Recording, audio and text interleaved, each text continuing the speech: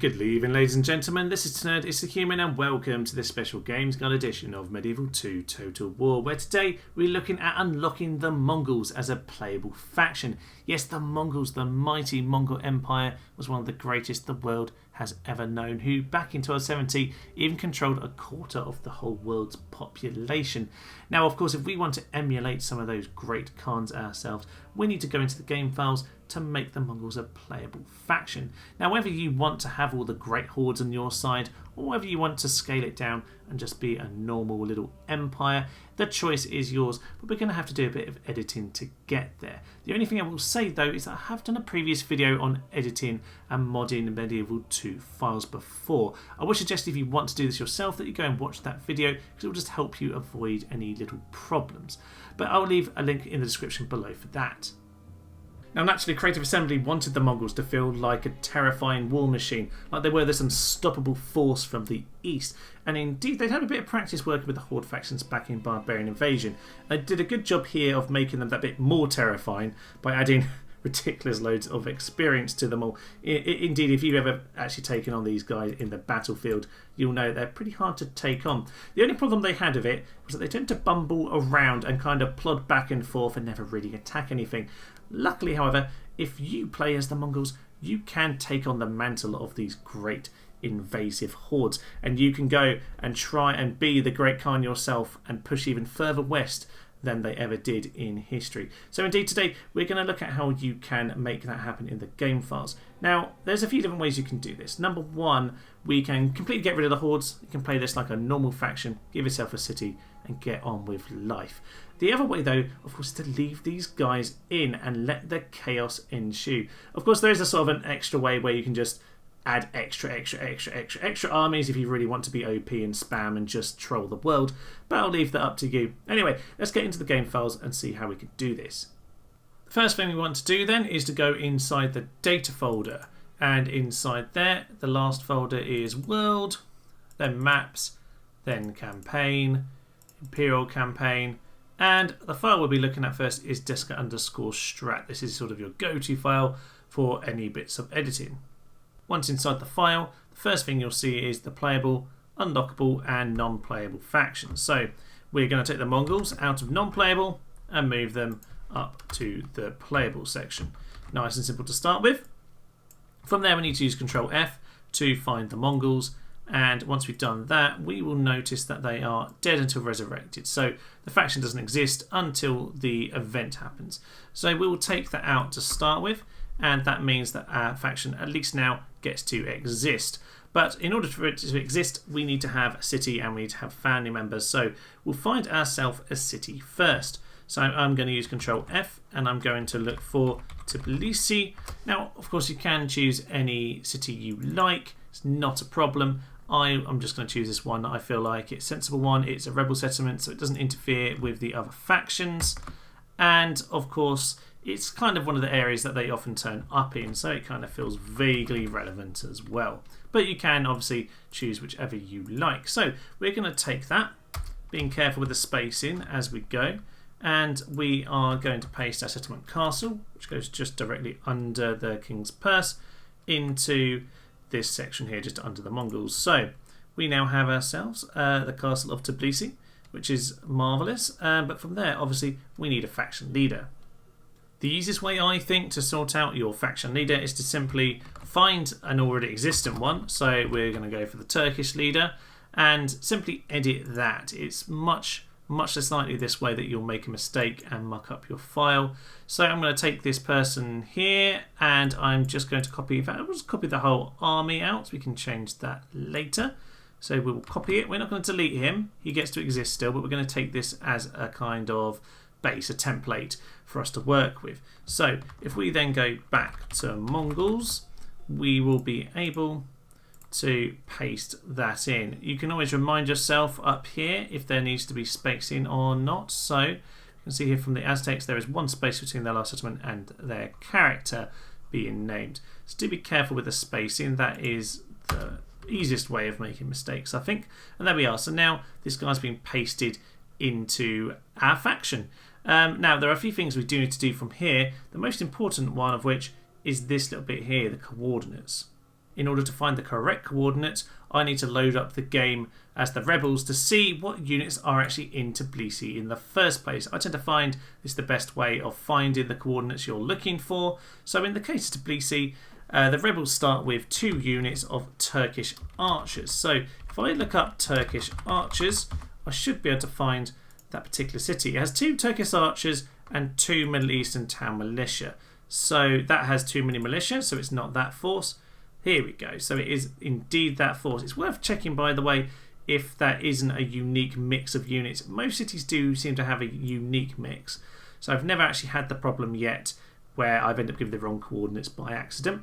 But it's worth bearing that in mind. So this is indeed the army that the rebels have in Tbilisi normally. So we're not particularly interested in anything here other than simply taking the coordinates. So I'm going to copy those.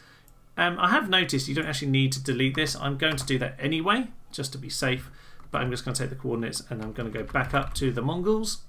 And I can replace these coordinates with the ones that I've just taken.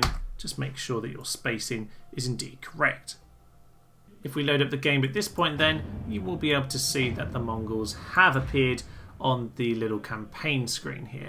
It does appear as Parthia from Rome Total War, but that doesn't actually matter. It's just the picture the game has generated. So if we get this started, we can have a little look, see how we're getting on. We're by no means finished here, but we've definitely made a good start. You'll see that Tbilisi does indeed work at Shushu.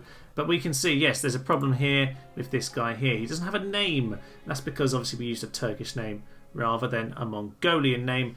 And another obvious problem is these Turkomans and these Turkish archers here, which obviously are not Mongolian units, so the game isn't very happy about them. It will load it in battle, it just doesn't have a sprite for them on the campaign map. Strictly speaking, the game will run here, but there are several problems that we still need to go back to the files to fix. To solve our few little bugs, we need to head back into the game files and into data up at the top here. If we scroll down, there eventually is a file called deska_names. And inside here, we're going to find lots of different options to replace the Turkish name with a good Mongol one. When you open it up, then you'll find a good extensive list for each faction and all the sort of names that they can use. You can see here there's quite an exhaustive list. If we then search down for the Mongols, we'll be able to find their list of names, and here we go. There are lots and lots of them that we could indeed use. We could go for Genghis, but I don't know, I kind of like this one at the top here, Abadai. So we're going to go with Abadai, so I'm just going to copy that. But of course, you can go and find all of the different bits you need. And I probably need to think about what my surname will be as well. Could just go for Tobu. The deska_names file is essentially just a reference that you can use to look up the names you'd like, but we do indeed need to go back into the same folder we're in before. So let's go back into World, Maps, Campaign, Imperial Campaign, and the one we really need to look at now is the campaign script. So we're going to open that up and I'll explain what's in there. Inside the campaign script file is all of the information pertaining to the Mongol invasions. Indeed, it even has lists of all of the armies that are going to spawn later in the game. Now these are particularly useful, of course, because you noticed as we loaded the game that those Turkish units wouldn't load. We need some proper Mongol units for the game to be happy. So I'm going to take this list, I'm going to copy it, I'm going to paste it back into the disk_strat file to replace the army that we took from the Turkish chap. Now you might be asking, oh Thomas, why can't you simply copy and paste this whole thing and leave the Turkish chap alone? And well, yeah, I tried and it didn't work. It seemed to cause me endless problems. I'm not sure if it's simply down to the command and dread, loyalty, etc. being up there. I'm not 100% sure. I've just found that it's much more consistent. It works basically if I start with a Turkish lad and edit it from there. You can of course take these names if you like these names, but I think this is going to be the easiest way to make this work. So what I'm going to do for now is I'm going to copy this and I'm going to go back and paste that into the disk_strat file. Once back inside the disk_strat file, then you'll be able to take the army that you originally had and you'll be able to replace it with a nice shiny new one. And indeed, you will need to make sure that you bring anything across that has migrated strangely, like these ones seem to have done there. But what I think I will do is get rid of some of these units. I don't want all of this. I'll probably keep one unit of archers, 1 unit of heavy archers and 1 unit of heavy lancers, and I will just do that. But of course you can do what you like with this. I just personally don't want to have massive full stack armies at the start of the game, so I'm going to give myself that and make it slightly more interesting. I might edit with the experience, but of course this is down to you and how you want to play the game. I just want them to be a little bit more ordinary and normal, so I'm going to give them a 1 experience, and there I've got myself a lovely army to start the game with.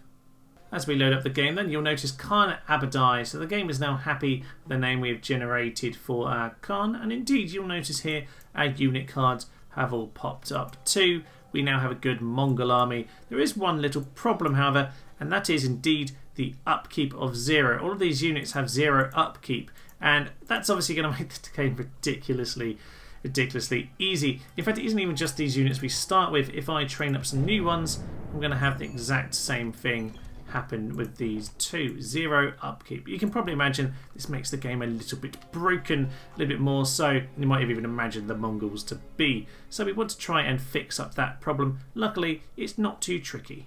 In order to deal with the upkeep cost problem, we need to deal with a slightly bigger problem with Medieval 2 Total War's game files. And that is by clicking on there and going on to this little file here, medieval2.preference.cfg. I said at the start of the video that if you haven't seen my previous video on modding Medieval 2 Total War, it would be a good idea to watch that first. And indeed, we hit the problem that I discussed in that video, which is that if you change a lot of the files in Medieval 2, then what happens is the game reverts them back to normal when you open up the game. Now, to make sure that your changes stick, you need to have made a slight edit in this folder here. So if you haven't seen that particular video, I should go watch it now. Otherwise, you're going to have problems with any changes you make from here on in actually staying put.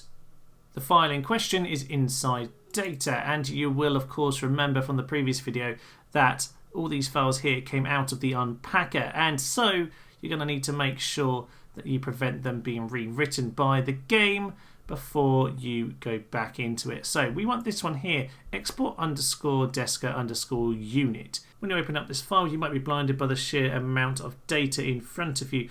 But just to remind you, the upkeep cost is this one here, the third number along from stat cost. And if you do want a bit of clarity, the top here does explain what all of the particular sections mean and what all the numbers refer to. So indeed, stat cost, the third number, is the cost of upkeep.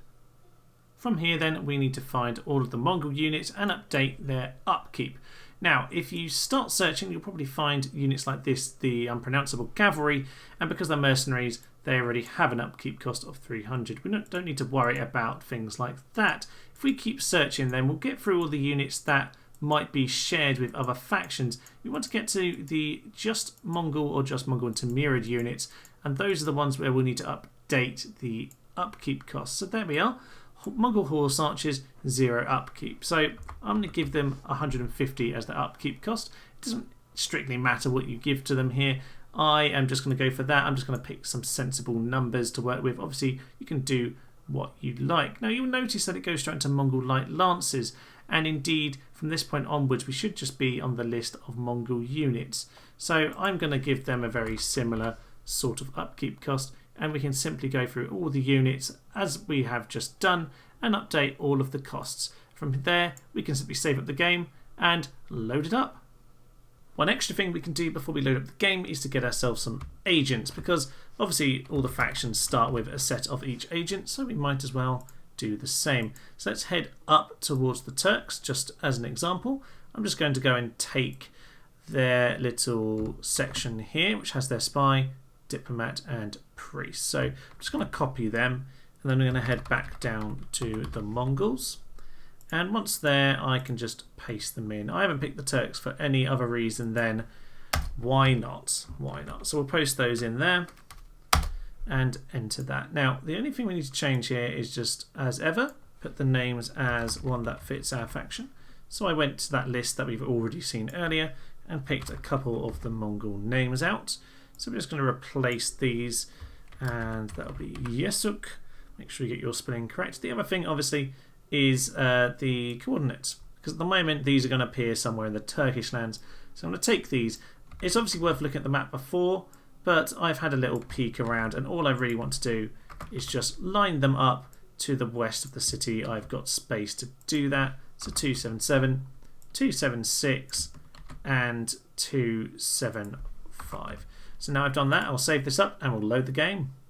As we load the game up then, we can now see we've got upkeep on our units. All the various ones here have been given the amount I selected for them in the game files just a minute ago. We also have our agents. So we have Yazuk, Imam.